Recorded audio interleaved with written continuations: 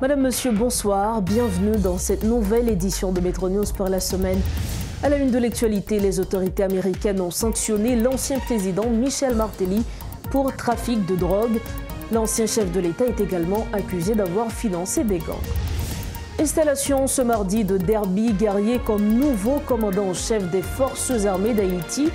Il remplace à ce poste Jodel Le Sage. Une grande cérémonie s'est déroulée au Palais national. Également titre de ce mardi, renouvellement pour un mois de l'état d'urgence sécuritaire.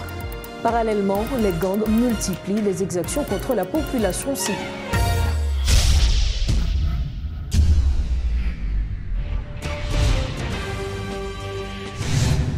L'ancien président Michel Martelly a été sanctionné par le gouvernement américain pour trafic de drogue. Le Bureau de contrôle des avoirs étrangers du département du Trésor des États-Unis a sanctionné l'ancien président d'Haïti, Michel Joseph Martelly, conformément à un décret exécutif du 15 décembre 2021 intitulé « Imposer des sanctions aux personnes étrangères impliquées dans le commerce mondial de drogue illicite ». Selon ce décret, M. Martelly a abusé de son influence pour faciliter le trafic de drogue dangereuse, y compris la cocaïne à destination des États-Unis. De plus, il s'est engagé dans le blanchiment des produits illicites de la drogue, toujours selon les autorités américaines. Il a travaillé avec des trafiquants de drogue haïtiens et a parrainé plusieurs gangs basés en Haïti. Il faut rappeler que l'ancien président a déjà été sanctionné par le Canada le 17 novembre 2022. Autre point de l'actualité, le lieutenant-colonel Derby Guerrier a été installé ce mardi comme nouveau commandant en chef des forces armées d'Haïti. Il remplace à ce poste Jodel Le Sage. Une grande cérémonie s'est déroulée au Palais national en présence du président du Conseil de la Transition, Edgar Leblanc-Fils, et des grands commis de l'État. L'occasion pour le nouveau commandant en chef de l'armée d'Haïti de souligner que l'heure n'est pas au beau discours, mais plutôt à l'action. Reportage, Rodolphe Pierre-Louis. C'est dans une salle exiguë que s'est déroulée la cérémonie d'installation du nouveau commandant en chef de l'armée d'Haïti, Derby Guerrier. Incapable de contenir le nombre d'invités, notamment des travailleurs de presse, des propos de circonstance se sont enchaînés l'un après l'autre. Le président du Conseil de transition, Edgar Leblanc-Fils, appelle à une armée forte et mobilisée en ce temps de crise.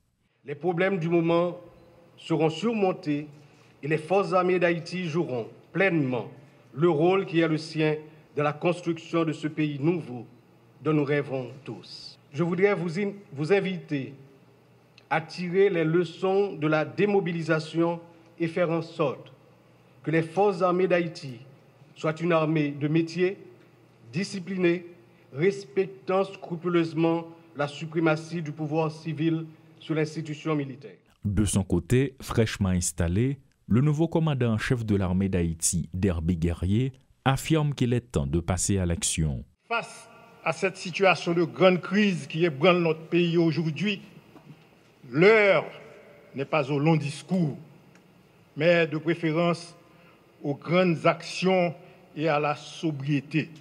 Officiers, sous-officiers, soldats, resserrez les rangs pour une collaboration agissante en vue d'aider notre pays à se relever. Pour sa part, le ministre de la Défense en a profité pour formuler des recommandations à l'intention des FADH. Une armée qui incarne non seulement la force et la discipline, mais aussi le respect des droits humains et du droit international humanitaire. Comme je le dis toujours, une armée moderne ne se mesure pas seulement par sa puissance de feu, mais également par son engagement indéfectible à protéger les droits humains et à servir son peuple. Il est essentiel que nos forces armées continuent à remplir les obligations fondamentales telles que la supervision rigoureuse de nos frontières.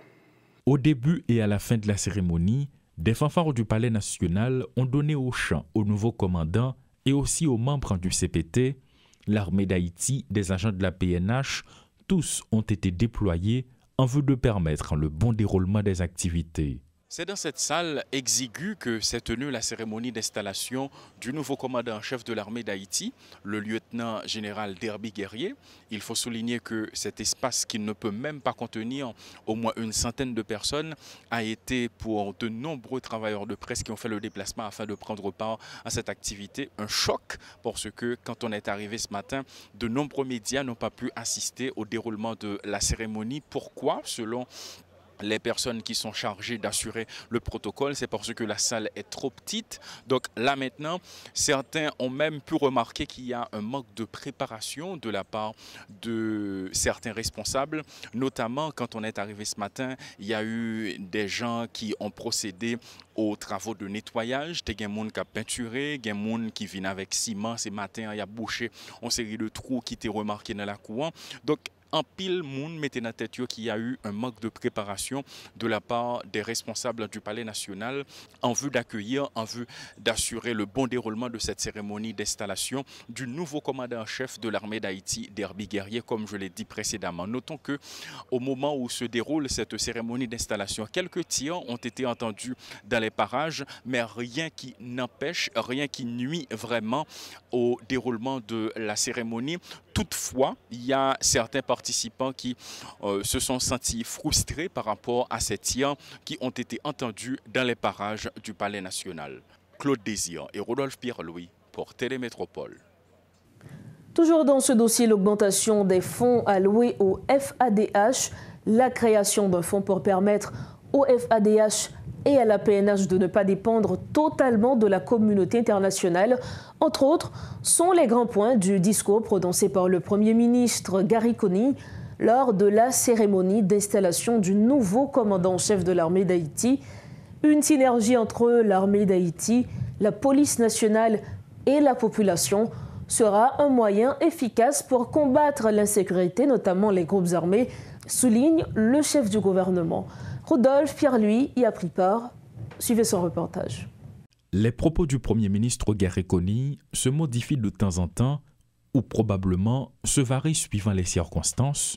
Le chef du gouvernement, qui disait attendre l'aide internationale pour attaquer l'insécurité, veut changer sa stratégie, à commencer par augmenter le budget des FADH. Depuis le budget rectificatif 2023-2024, arrivé dans le prochain budget, nous avons proposé moyens pour plus que doubler l'effectif force l'armée d'Haïti. Quelques semaines plus tôt, le chef de la primature semblait tout miser sur l'apport de l'international pour résoudre le problème, un langage qui a complètement changé, tenant compte de son discours. C'est comme ça que nous travaillons pour nous proposer aux pays à nos jours qui viennent là, plusieurs sources pour l'État qui a créé un fonds spécial pour financer la sécurité et la défense nationale, pour la police à l'armée, pas dépendre trop de la communauté internationale. Saluant l'arrivée du nouveau commandant en chef, le chef du CSPN évoque l'idée des FADH, la PNH et la population pour venir à bout de l'insécurité. Nulle part dans son discours, Gary Conille n'a fait mention des policiers kenyans. Nous avons en pile de marches avec les partenaires internationaux pour l'armée retrouver droit grand monde tout bon. Comme ça, nous sommes capables d'acheter toute qualité matérielle et équipement qui permettent la fête défendre le pays contre criminels nationaux et internationaux et puis bien paré pour aider dans le développement pendant la respecter droit monde et la Constitution. Depuis son arrivée à la tête du gouvernement, le Premier ministre se montre on ne peut plus confiant en ce qui concerne les forces armées légitimes du pays. Dans ce qui vient pour la nouvelle doctrine la MESA, qui doit chita sous service pour la population et respecter les droits de l'homme, nous travaillons pour proposer au Conseil présidentiel un décret qui côté Centre national équipement pour le passer en bas de l'armée d'Haïti. Mais je dis, nous plus près, passer nous plus loin. Chaque jour qui passe, nous posons une roche dans la fondation sécuritaire. Même si nous pouvons voir mieux, mais garantissons que mieux en construction. Et c'est un bel combat. L'armée, population, la police, n'est pas capable de rejoindre dignité peuple, la paix, sécurité et le développement tout bon. C'est pour ça que la police et l'armée, c'est deux priorités gouvernementales. Il est clair que le locataire de la primature commence à changer son fusil d'épaule Guerre économique mise à présent sur le renforcement des FADH, la PNH et la population pour résoudre le problème de l'insécurité. Autre point qui attire l'attention, c'est que le chef du gouvernement ne veut pas que l'armée d'Haïti, la PNH, compte totalement sur l'appui de l'international. Autre dossier, le gouvernement a prolongé pour 1 mois l'état d'urgence sécuritaire dans les départements de l'Artibonite, du centre, des NIP et de l'Ouest. Parallèlement, un communiqué du ministère de la Justice a fait état des mesures restrictives de liberté qui pourraient être adoptées. L'état d'urgence sécuritaire a été renouvelé et prend désormais en compte 2 nouveaux départements. En plus de l'Ouest et de l'Artibonite, le centre et les NIP sont désormais concernés par cette disposition. Cette décision a été prolongée alors que les autorités n'ont pris aucune mesure concrète durant son premier mois pour faciliter un retour au calme dans les zones concernées, déplore plus d'un. Question état d'urgence, nous tendons nous communes par nous insérées parmi les communes qui inscrites dans l'état d'urgence, spécialement Cabaret. Mais je dis pour vous, et je dis pour tout auditeur auditrice qui attend de nous, pas rien exactement qui fait jusqu'à présent pour Cabaret. Peut-être, et je ne connais pas tout, est-ce que pour moi, est-ce que c'est toujours en planification? Cependant, dans le communiqué annonçant le renouvellement de cette disposition, le ministère de la Justice fait le point sur les mesures qui pourraient marquer cette période. La fermeture d'établissements lorsqu'il n'y a pas d'autres moyens de protection, l'évacuation de personnes, la construction ou la démolition d'ouvrages, ainsi que le déplacement de biens, la suspension de certains services essentiels comme les communications routières, maritimes, aériennes et téléphoniques dans les espaces concernés. Au cours de cette période, le gouvernement peut réquisitionner des moyens supplémentaires de secours et lieux d'hébergement pour des personnes privées si les moyens d'ordre logistique dont disposent les services publics ne suffisent pas. Entre-temps, des riverains issus de plusieurs zones concernées par cette mesure disent ne voir aucun effet. La situation est toujours de même dans Solino, je nous connais. Donc, depuis plus que un mois, c'est la trouble qui a simé. Bandits participent pendant la vie impossible. Et malgré tout effort, la police, l'armée, mais ça n'a pas empêché que monsieur ne pas suspendre et simer la trouble et mettre de danger la population. Pas grand fait, la population a toujours livré à lui-même sans secours de l'État haïtien. À présent, c'est aide n'a chercher même pour nous permettre de nous joindre manger de l'eau pour nous boire. Tout le monde dans la famine sous frontière, l'État pas jamais voyagé. Dans ce contexte, le gouvernement réaffirme sa volonté d'éradiquer la violence des gangs et continue d'appeler à l'union de toutes les forces nationales pour parvenir à cet état de fait. Maître Ornel Rémy, coordonnateur du CADO, est notre invité ce soir. Avec lui, nous allons parler politique. Bonsoir, Maître Ornel Rémy. Bienvenue sur le plateau. Bonsoir, merci pour l'invitation. Alors, l'état d'urgence sécuritaire a été renouvelé, mais il est évident, Maître Ornel Rémy, que cela n'a pas permis d'avoir les résultats escomptés, celle d'une réduction de l'insécurité. Maintenant, reconduire l'état d'urgence sécuritaire aujourd'hui, quel est le bien fondé de cette décision? Il faut dire que l'état d'urgence, c'est une mesure restrictive des libertés individuelles. Et c'est une extension des pouvoirs publics. Maintenant, c'est l'État qui s'arroge de tout faire quand il veut. Maintenant, il viole, si je peux le dire ainsi, certaines libertés individuelles. Maintenant, il dit aux gens, écoutez, vous n'avez plus le pouvoir, vous n'avez plus la liberté de faire ci, faire ça. Maintenant, le bien fondé, écoutez, par rapport à certaines catastrophes naturelles, par rapport à des dangers, par rapport à une crise, par rapport à une guerre, ou bien par rapport à un phénomène qui affecte le pays ou bien le territoire national, l'État peut se décider de prendre une mesure d'état d'urgence. Par exemple, le défunt Jovenel Moïse avait pris une mesure d'état d'urgence pour le Covid, etc. Maintenant, par rapport à cette crise, ce phénomène de sécurité qui bat son plein, maintenant l'État est obligé de prendre une mesure d'état d'urgence pour mater le phénomène de l'insécurité. Mais écoutez, si vous prenez une mesure d'état d'urgence, c'est que vous avez un objectif. Vous voulez atteindre un but, mais c'est rétablir la sécurité sur tout le territoire de la République. Mais si après 2-3 mois, vous prenez une mesure d'état d'urgence, mais les choses vont de mal en pis, maintenant plus d'un se pose cette question sur la nécessité et le bien fondé de cette mesure. Si vous m'interdisez de faire tel, ceci ou cela, maintenant je dois me sentir à l'aise, je dois me sentir en paix, je dois circuler librement. Ok, je ne dois plus avoir peur. Mais écoutez, par rapport à ces 2 mois, les bandits prennent du terrain. Et à Gantier, à Fond Parisien, regardez la vidéo qui a tourné en boucle. Il y a un chef de bandit qui a même ironisé l'institution policière en utilisant une casquette pour dire c'est le commissaire intel. Donc d'où le constat de dire que cette mesure n'a pas encore fait effet, n'a pas encore atteint son but. Maintenant, on sent que cette mesure fait beaucoup plus de mal à la population. Parce que si vous me dites que vous prenez une mesure d'état d'urgence, c'est que vous voulez dire, écoutez, bon, et peuple haïtien, je vais apporter telle solution. Maintenant, le peuple souffre.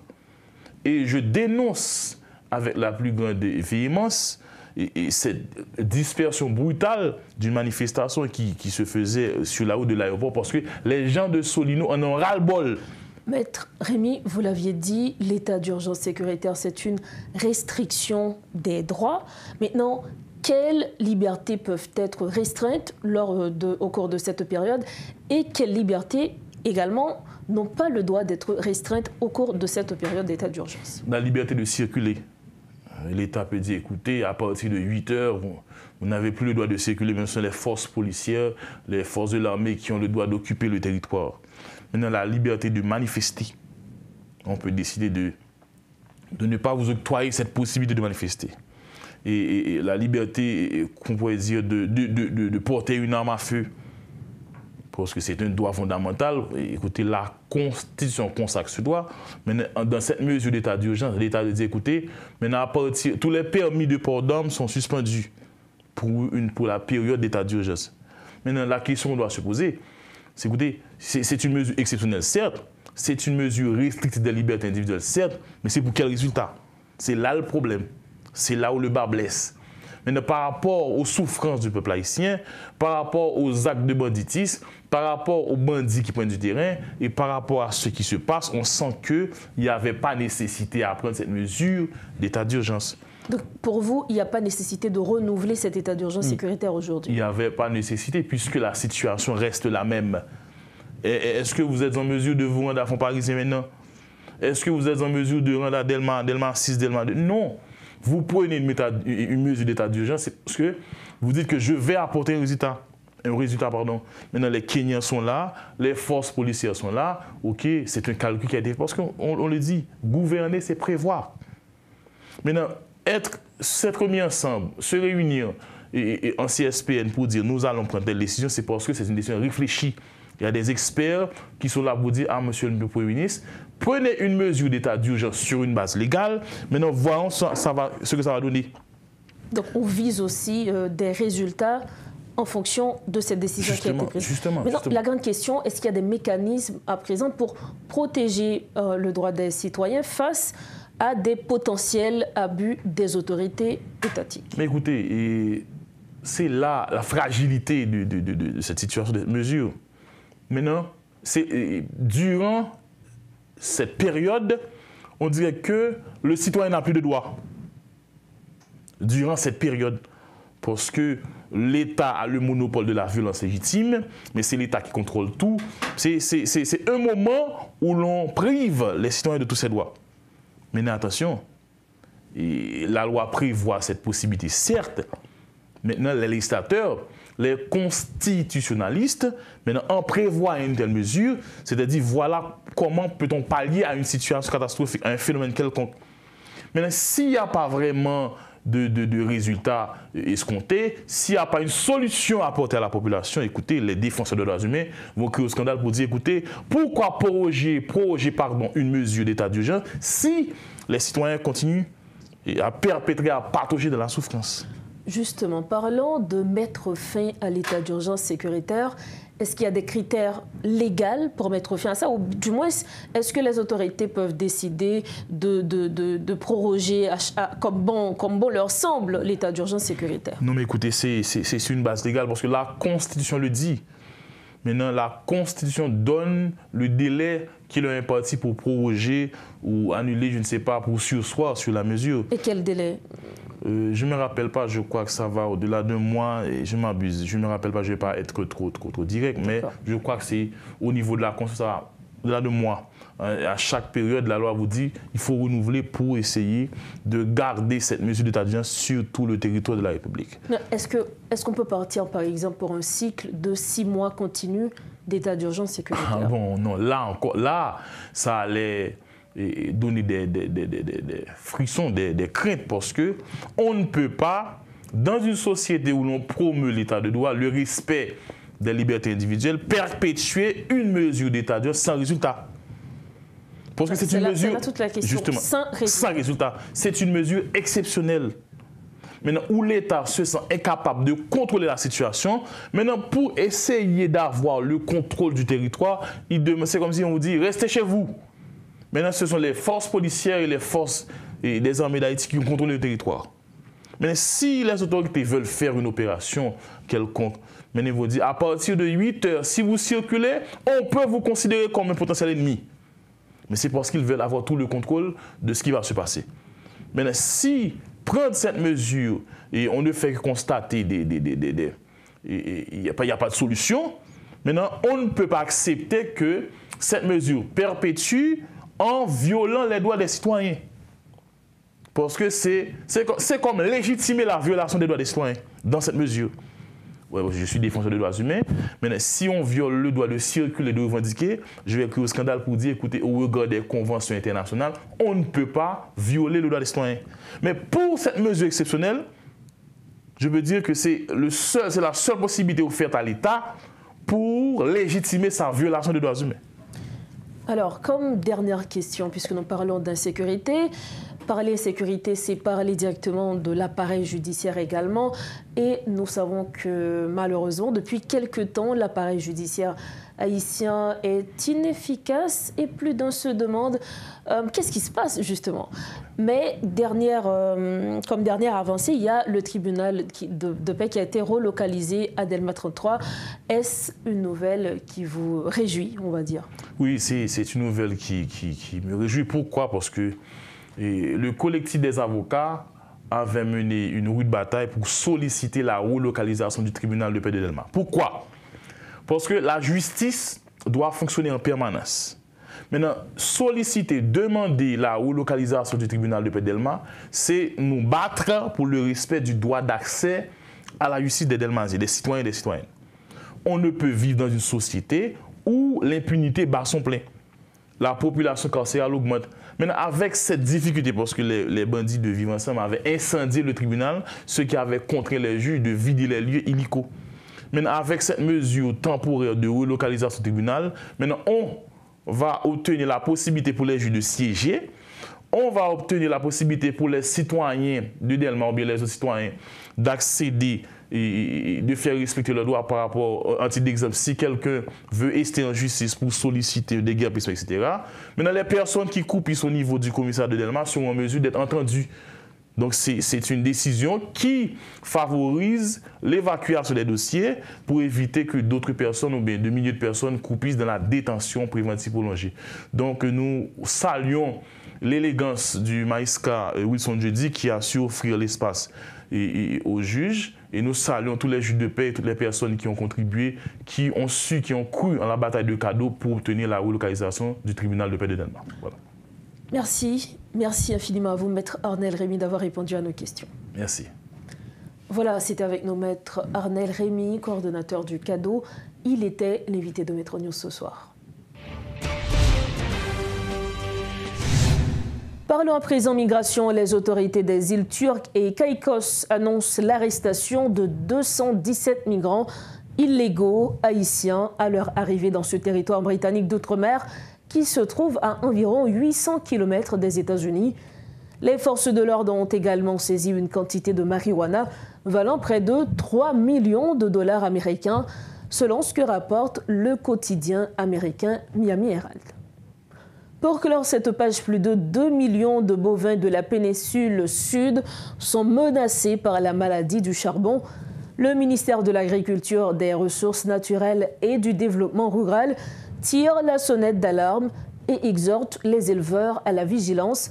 Le directeur de l'inspection sanitaire au ministère de l'Agriculture, l'agronome Jean-Martin Aubens, annonce une campagne de vaccination intensive dans les départements de l'Ouest, des Nippes, du Sud, du Sud-Est et de la Grande-Anse. Des foyers de charbon étaient déjà connus dans plusieurs communes, dont Côte-de-Fer et Chantal. Les pertes financières sont énormes pour les éleveurs, dont les bêtes sont frappées par le zoonose. À noter qu'un bovin avoisine les 100 000 gourdes. Les autorités mettent en garde contre la viande d'un animal infecté, la maladie pouvant être transmise à l'homme. Les éleveurs ne doivent pas toucher l'animal mort pour éviter toute contamination. Nous sommes au terme de ce journal. Avant de partir, voici le rappel des principaux titres à la une. Les autorités américaines ont sanctionné l'ancien président Michel Joseph Martelly pour trafic de drogue. L'ancien chef de l'État est également accusé d'avoir financé des gangs. Installation ce mardi de Derby Guerrier comme nouveau commandant en chef des forces armées d'Haïti. Il remplace à ce poste Jodel Lesage. Une grande cérémonie s'est déroulée au Palais national. Et puis renouvellement pour un mois de l'état d'urgence sécuritaire. Parallèlement, les gangs multiplient les exactions contre la population civile. Voilà la fin de cette édition de Métro News. Merci infiniment de votre attention. Restez branchés Métropole. Bonsoir.